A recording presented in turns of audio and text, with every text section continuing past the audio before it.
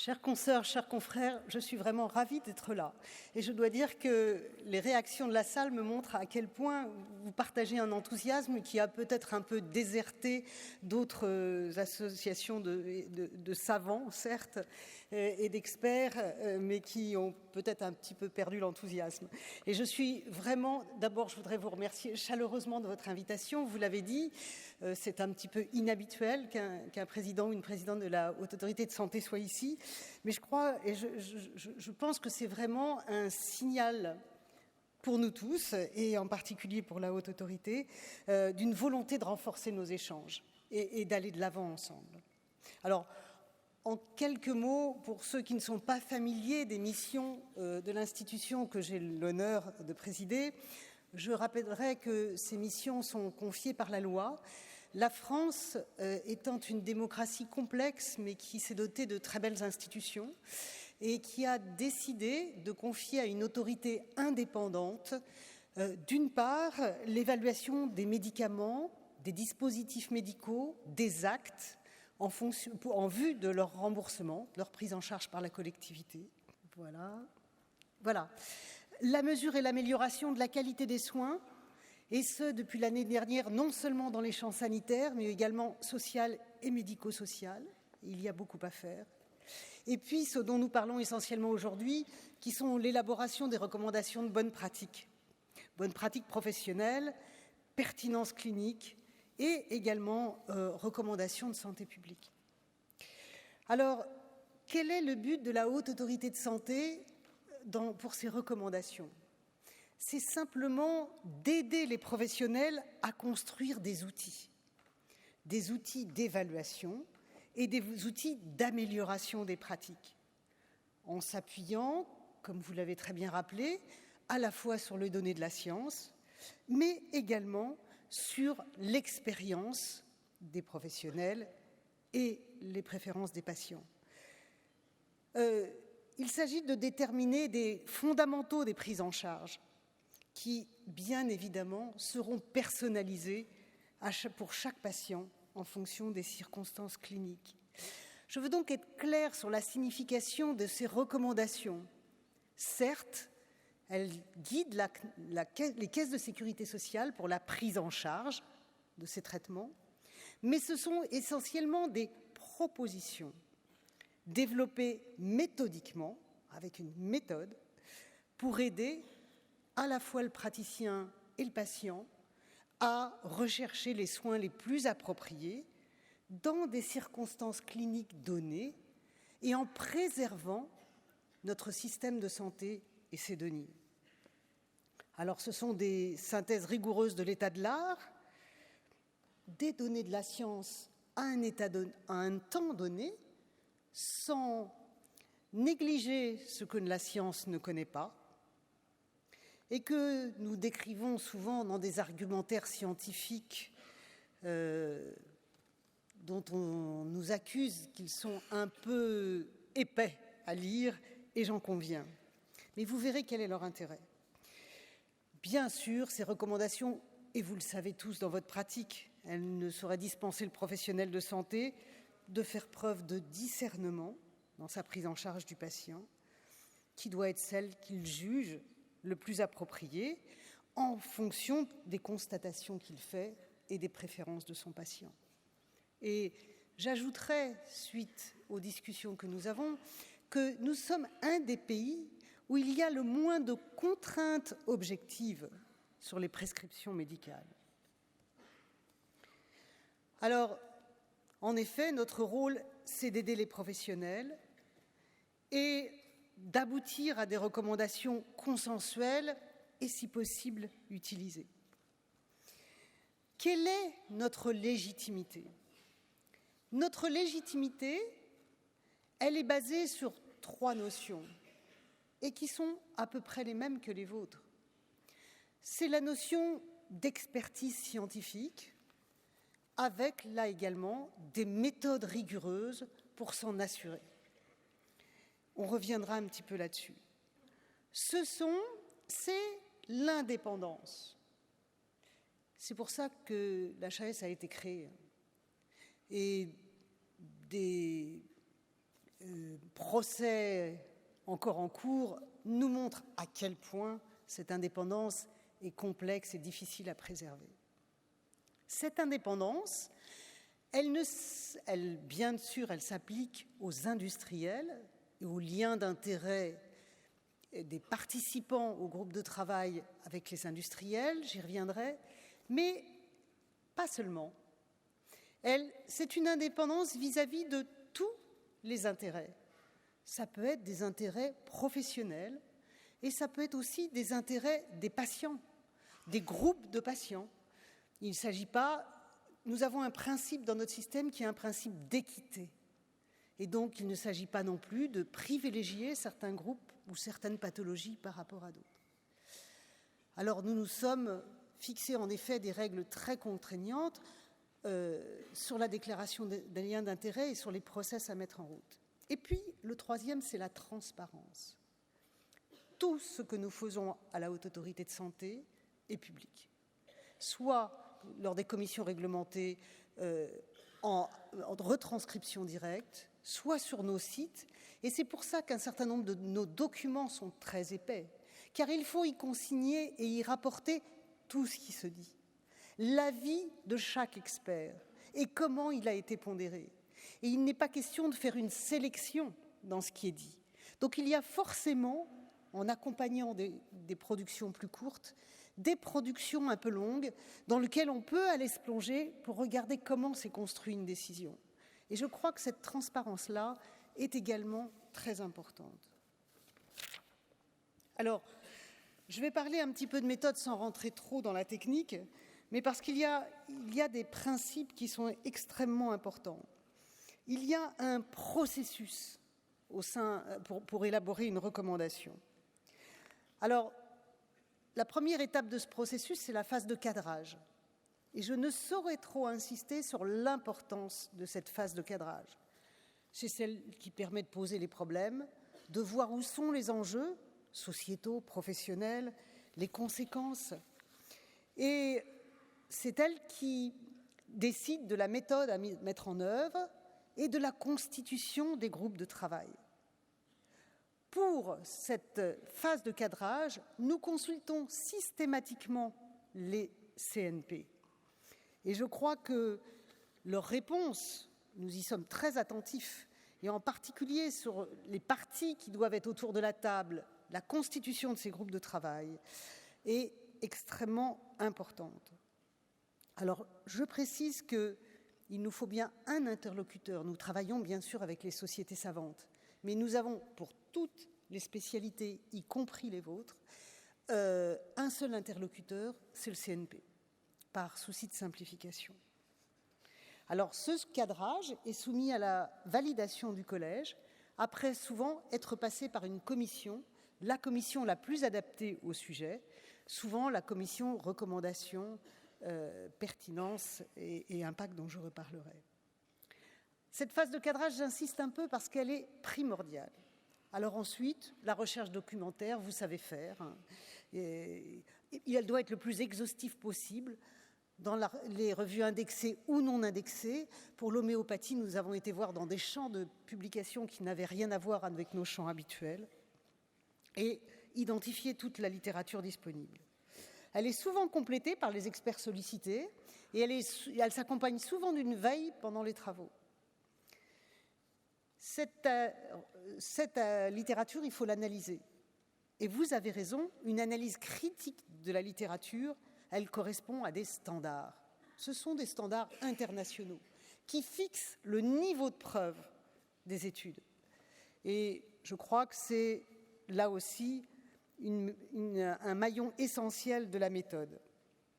Alors, selon les sujets, on peut se limiter aux méta-analyses ou rentrer vraiment dans le détail de cette analyse bibliographique. Elle peut se faire en expertise interne ou externe. La seule chose que je veux préciser, c'est que lorsqu'elle est faite en expertise externe, elle est toujours vérifiée par une procédure d'audit, de façon à ce qu'elle ait suivi les recommandations internationales. Alors oui, vous avez cité une méthode qui est une méthode qui peut être adaptée à certaines recommandations. Il y a plusieurs méthodes qui sont plus ou moins adaptées au type de travaux qui sont faits. La méthode GRADE est utilisée beaucoup par le NICE, en particulier pour tout ce qui est médico-éco, et est une très belle méthode. Nous testons cette méthode à l'HAS et sur un premier travail pilote actuellement sur les recommandations sur l'utilisation des antiplaquettaires. Alors, la phase de production du document, je dirais quelques mots simples.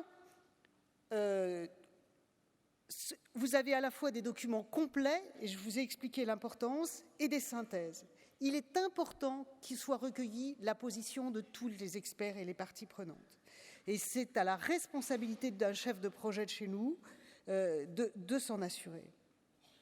Les experts, ils peuvent être intégrés dans un groupe de travail, chez nous toujours pluriprofessionnel, et s'accompagnant pratiquement toujours de la présence d'usagers et de patients.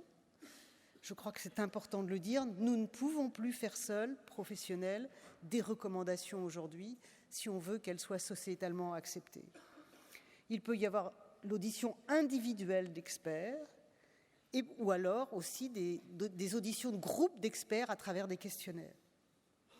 Les organismes et les CNP sont toujours sollicités pour nous proposer des experts et parfois nous faisons même un appel public à candidature pour en trouver davantage. Alors, la sélection des experts, parce que vous allez me dire, là aussi, on peut biaiser les choses. La sélection des experts, elle est faite selon des règles bien précises, de représentativité des différents types d'exercices, des différentes spécialités, des écoles de pensée, quand il y en a. Et puis, et vous l'avez souligné, de la déclaration de liens d'intérêt. La prévention des conflits d'intérêts est un souci quotidien chez nous. Et si jamais on voulait s'en affranchir, la société civile nous rappelle très vite à l'ordre en nous convoquant devant les tribunaux ou en nous sommant de retirer des recommandations quand certains de nos confrères n'ont pas respecté les règles déontologiques. Alors, depuis quelques années, les choses se sont structurées.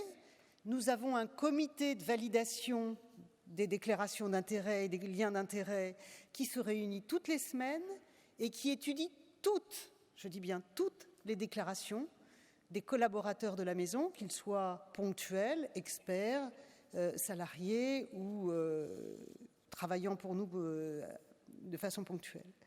Ce comité de validation des gestions d'intérêt, des liens d'intérêt, est présidé par un déontologue qui est un magistrat indépendant et qui a d'ailleurs écrit un guide avec la méthode de la maison, guide de la HAS, qui d'ailleurs clarifie et renforce le niveau d'exigence. Ce n'est pas simple, parce que quand il s'agit de mettre autour de la table des collègues qui partent en congrès grâce aux industriels, on ne va pas leur demander de ne pas partir en congrès pendant 4 ou 5 ans. Donc il faut arriver à trouver la bonne façon et le curseur, de mettre le curseur là où il est. Oui, les libéraux peuvent s'offrir leur congrès, les salariés, pas toujours. On peut en discuter. Mais si j'enlève, voilà, je trouverai plus grand monde. Alors, j'en profite pour regretter que nous ayons parfois du mal à trouver des généralistes et des médecins de premier recours dans nos groupes de travail. Quand je disais que la constitution de groupes de travail était fondamentale, et vous regrettez parfois qu'il n'y ait qu'un médecin de premier recours, et je suis d'accord avec vous, c'est sûrement pas assez, surtout pour des recours qui vous concernent essentiellement, eh bien c'est parfois que nous avons sollicité, ressollicité, que nous n'avons, et j'en ai beaucoup d'exemples, pas eu de candidats. C'est un jeu qui se joue à deux. Cela vous demande des efforts, du temps, et il faut que vous ayez confiance dans ce qui va en sortir. Donc je dirais qu'il faut à la fois que vous veniez nous aider à construire ces groupes de travail de façon appropriée et que nous vous donnions la confiance pour que vous soyez persuadés que le temps que vous allez passer et le travail, l'énergie que vous allez y mettre soient réellement pris en considération. Nous sollicitons aussi les parties prenantes, souvent pour une relecture. Alors, dans la phase de cadrage, je l'ai dit, pour fixer les enjeux, et dans la phase de relecture. Ou dans la lecture du document fourni par le groupe d'experts. La charte de déontologie, et c'est pas toujours simple à comprendre, fait une distinction très claire entre un expert, qui est toujours un expert in titu personae, c'est-à-dire un individu pour ses connaissances, et une partie prenante. Bien sûr, les parties prenantes peuvent nous aider à identifier les experts, qu'ils soient professionnels ou usagers, groupes de représentants des patients, etc. Mais là, et la loi est très claire, il ne s'agit pas d'une expertise, il s'agit d'une opinion. Et il n'y a d'ailleurs pas de déclaration d'intérêt à remplir dans ces cas-là. Donc, la loi et notre pays est très clair, ce qui n'est pas toujours le cas dans les pays européens, je peux vous le dire, puisque nous essayons de voir comment travailler sur des recommandations communes, distingue bien ces deux notions. Enfin, vous voyez que nous sollicitons souvent les professionnels pour relire les documents et essentiellement pour vérifier que la compréhension des textes et leur applicabilité. Et là encore, ces groupes de relecture sont extrêmement importants. Ils nous amènent à modifier la forme des textes et nous avons besoin de vous dans ces groupes. Et là encore, un appel public à candidature est parfois effectué. Alors ensuite, qui valide ces documents ? Quand ce sont des recommandations HAS, c'est le Collège de la Haute Autorité de Santé, après analyse par la commission ad hoc, et commissions qui sont extrêmement importantes et très vigilantes, pas seulement sur le contenu scientifique, mais également sur l'applicabilité de ces recommandations. Et vous avez vu que la nouvelle commission des recommandations est coprésidée avec moi par un de vos collègues que vous connaissez bien, Pierre-Louis Druet, et qui fait un travail extrêmement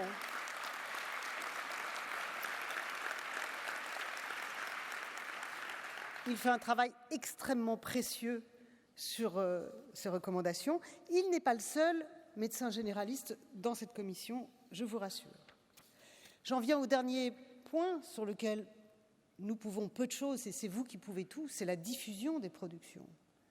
Alors la diffusion, c'est vous, ce sont les professionnels essentiellement. Nous utilisons tous les vecteurs habituels, nous essayons de mettre ce qui est à notre main, c'est-à-dire ces recommandations dans les processus d'accréditation, dans le DPC. Nous essayons au maximum de les intégrer dans des logiciels métiers pour qu'ils soient facilement utilisables, dans la participation de retour d'expérience. Mais très clairement, l'essentiel du travail, c'est vous qui le faites. Alors, comment choisit-on ces recommandations et le programme de travail de la Haute Autorité de Santé? Nous sommes saisis. Nous avons de nombreuses saisines par le ministère, par la CNAM, par les professionnels eux-mêmes, par les usagers. Et voilà, nous avons des ressources restreintes. Nous priorisons toutes ces sollicitations parce que nous ne pouvons pas répondre à tout. Vous savez que les temps ne sont pas tellement à augmenter les ressources humaines dans les organismes publics, et c'est tant mieux, puisque vous voyez bien dans quel état sont nos hôpitaux, et donc la priorité n'est peut-être pas la HAS. Aujourd'hui, et vraiment je suis ravie de ce que vous avez dit, parce que pratiquement seules les sociétés savantes spécialistes d'organes nous sollicitent pour ces recommandations. Et donc, je me réjouis vraiment que vous ayez accepté cette proposition de revenir vers nous et de nous refaire confiance pour aider à élaborer ces recommandations et que vous vous réinscriviez dans la production de ces recommandations. Encore une fois, il y a de nombreuses recommandations que les CNP ou les sociétés savantes font très bien toutes seules. La plus-value de la Haute Autorité de Santé, c'est quand on voit très bien que mettre tout le monde autour de la table va être compliqué, qu'il y a des enjeux professionnels ou sociétaux très complexes. Alors, par le passé, nous avons déjà travaillé en commun. Ça, c'était pour vous rappeler la durée d'élaboration. On nous reproche toujours d'être trop long, et alors au ministère, je ne vous dis pas, toutes les semaines, on me dit qu'on ne va pas assez vite. Néanmoins, si on veut vraiment suivre la méthode et mettre tout le monde autour de la table et que chacun s'exprime, cela demande du temps. Et garder un lieu où on peut s'exprimer sereinement et prendre son temps et débattre sans corporatisme, sans radicalité. Je crois qu'avoir encore un lieu comme ça dans la société dans laquelle nous vivons est précieux pour nous tous. Par le passé, nous avons déjà travaillé ensemble, la HAS et les médecins de premier recours. Vous avez cette recommandation surpoids et obésité de l'adulte qui avait été effectuée il y a déjà quelques années et où le président du groupe de travail était un professeur de médecine générale et qui est d'ailleurs maintenant membre de la commission recommandation. Ce travail, je dirais qu'il avait surtout donné lieu à beaucoup d'outils pratiques. Je ne vais pas vous les énumérer, je ne vais pas y passer une heure, mais c'était des outils vraiment pratico-pratiques dont j'espère qu'ils vous ont servi dans votre pratique quotidienne. Je crois que d'autres recommandations ont été faites en partenariat. La recommandation sur l'arrêt de la consommation tabagique, du dépistage individuel au maintien de l'abstinence en premier recours, avait été faite dans la même logique. Et donc, il est très clairement souhaitable que pour toutes les recommandations où vous êtes en première position, cela soit le cas. Je mentionnerai également deux évolutions importantes de ces recommandations, plus contextuelles. C'est d'abord l'élargissement vers des notions de parcours, et donc nous élaborons actuellement des guides parcours qui vont nous aider en particulier à assurer la continuité, la coordination des prises en charge des patients, en allant jusqu'à la création et la conception d'indicateurs de qualité qui pourront permettre aux professionnels de terrain, au niveau des CPTS, au niveau des régions, de regarder là où le bât blesse dans leur pratique à eux. Et puis, la deuxième évolution forte, et j'en parlais tout à l'heure, c'était l'intégration des usagers et des patients dans toutes les recommandations. Notre dernier colloque, la semaine dernière, traitait des nouveautés dans l'élaboration des recommandations, des consensus, de la construction d'un savoir. Et certes, les big data ont occupé une demi-journée, mais l'intégration des savoirs expérientiels, qu'ils soient les savoirs expérientiels des professionnels de santé ou des patients, a également occupé une demi-journée et avec des débats passionnants. Alors, quelles modalités de travail possibles? Je souhaite que la HAS produise des recommandations qui soient au plus près de votre pratique, c'est-à-dire utilisables de manière opérationnelle par vous qui êtes sur le terrain. Et donc, outre les fiches pratiques que nous faisons, et elles sont perfectibles, mais elles ont déjà le mérite d'exister. Je crois que nous travaillons beaucoup sur tous les objets d'utilisation plus modernes, je dirais, toute institution doit évoluer, qui sont possibles. J'ai créé la commission Impact des recommandations, qui comprend des professionnels de santé, des usagers, mais pas que, des sociologues, des communicants, pour nous aider dans cette démarche à, non pas sur le contenu scientifique, mais sur la façon d'interpeller les professionnels ou les patients pour qu'on soit plus en adéquation avec la façon dont vous travaillez. Je citerai par exemple sur les violences conjugales les outils que nous avons développés et qui sont encore en cours de développement. Et d'ailleurs, à ce propos, j'aimerais vraiment féliciter très chaleureusement les universitaires du département de médecine générale de Clermont-Ferrand qui ont mis à disposition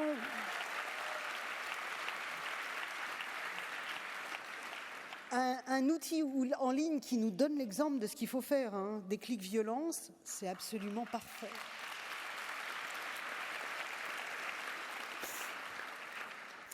Nous allons de plus en plus vers également la coproduction ensemble de documents pour vos patients. dans une démarche de décision médicale partagée. Vous avez vu le document qui a été fait pour le dépistage de la trisomie pour les femmes enceintes que vous suivez, ou pour le lavage du nez chez un petit qui a une bronchiolite encore plus récemment. Donc vraiment, je souhaite que ces outils soient le plus utilisables possible et vraiment, vous pouvez nous aider. Deuxièmement, je souhaite collaborer au maximum avec le CMG et le CNGE pour que tous ces outils soient intégrables le plus possible et le plus rapidement possible dans vos outils métiers. Et c'est pour ça que dans le cadre du projet EBM France, porté par le CMG, la HAS finance par convention 6 chargés de projet du CMG, ce qui, je vous assure, est un effort pour l'institution. J'ai dit que dans la création de la commission recommandations, parcours, pertinence et indicateurs que je préside, un des 2 vice-présidents était un médecin généraliste, Pierre-Louis, que je remercie franchement d'avoir accepté ce poste. Et je vous assure que cette commission était extrêmement attentive à la qualité méthodologique et scientifique des recours, mais également à la pertinence et l'applicabilité sur le terrain. Alors j'en viens à ce que vous attendez, le risque cardiovasculaire. Oui, vous avez raison, c'est un enjeu de santé publique absolument majeur. Un patient sur 4 au quotidien, vous l'avez dit, 4 millions de malades atteints de maladies cardiovasculaires en France, 3 millions de diabétiques, plus 7 millions de gens qui, à titre ou un autre, reçoivent des traitements sur des facteurs de risque cardiovasculaires. C'est une priorité, pourquoi ? Parce que c'est une cause majeure de mortalité précoce sur laquelle on peut agir. Et elle est évitable en mettant en place des programmes, des politiques de santé publique adaptées, prévention, diagnostic, suivi, coordination pluriprofessionnelle. Nous allons organiser à la Haute Autorité de Santé un séminaire sur ce sujet, séminaire, colloque, vous l'appelez comme vous voulez, pour associer tous les médecins spécialistes de médecine générale et de spécialité d'organes, les professionnels non médicaux, qui comptent également beaucoup, les associations de patients et les pouvoirs publics, de façon à cadrer au mieux ce sujet dans sa globalité, je dirais. Et à l'issue de ce travail, nous mettrons en place l'élaboration d'une recommandation de prise en charge de risque cardiovasculaire que je souhaite confier à une équipe projet qui associera 3 spécialistes, un cardiologue, un diabétologue et un professeur de médecine générale qui en assurera la présidence.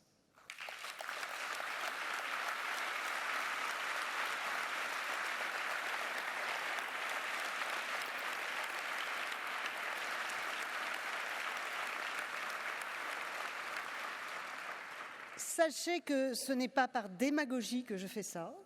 Je crois qu'il faut rétablir une confiance parce que nous ne ferons rien sans vous. Vous l'avez dit, il y a les mots et il y a les actes. Eh bien, celui-ci en est un. Je vous remercie beaucoup de votre invitation.